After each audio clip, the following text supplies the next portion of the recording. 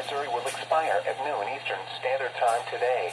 Wind advisory in effect until 6 p.m. Eastern Standard Time this evening. West winds 15 to 20 miles per hour with gusts up to 35 miles per hour expected. Where portions of central, east central, north central, northeast, northwest, and west central Georgia. When until 6 p.m. Eastern Standard Time this evening. Impacts: gusty winds will blow around unsecured objects. Tree limbs could be blown down and a few power outages may result. Winds this strong can make driving difficult, especially for high-profile vehicles. Use extra caution. Secure outdoor objects.